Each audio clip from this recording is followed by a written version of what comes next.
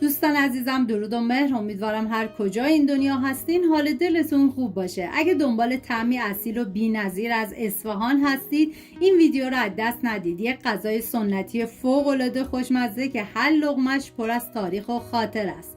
بریم که با هم دیگه طرز تهیه‌اش رو ببینیم.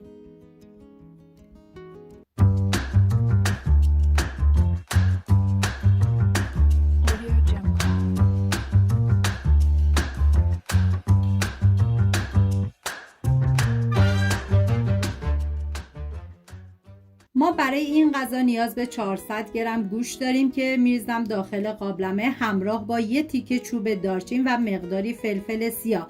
نمک رو میذارم برای مرحله آخر. زردچوبه توی این غذا کاملا اختیاری، اگه دوست داشتین میتونین استفاده کنین، ولی این غذا معمولا سفید سرو میشه، یعنی بدون زردچوبه.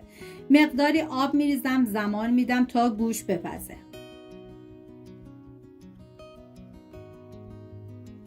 150 گرم برنج که معادل یک پیمان نصفی میشه از 2 ساعت قبل خیس کردم. بعد از اینکه گوشت پخته شد از آب خارج میکنم و بعد از خارج کردن باید برنج رو به آب گوشت اضافه کنید. زمان بدید تا برنج بپزه. در طی زمان پخت اگر دیدین که نیاز آب بهش اضافه کنید، مقداری آب جوش بریزید. هم میزنم و زمان میدم. اگر از برنج نیم دونه استفاده بشه که خیلی بهتره، که من متاسفانه نداشتم. بعد از اینکه برنج پخته شد اول یه هم میزنم و بعد از هم زدن گوشت ریش ریش شده رو بهش اضافه میکنم.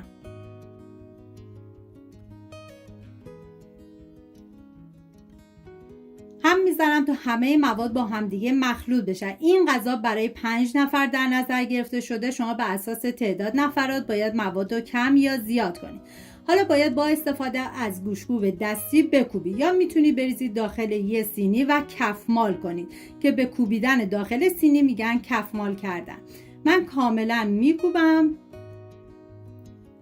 و بعد 20 گرم زیره رو بهش اضافه میکنم و هم میزنم. این غذا با یه ترکیب خاص از زیره طعمی فوق‌العاده به خودش میگیره که باعث میشه هر لقمه‌اش لذیذ بشه. زیره نه تنها طعمش خوشمزه تر کرده، بلکه به هضم غذا کمک میکنه.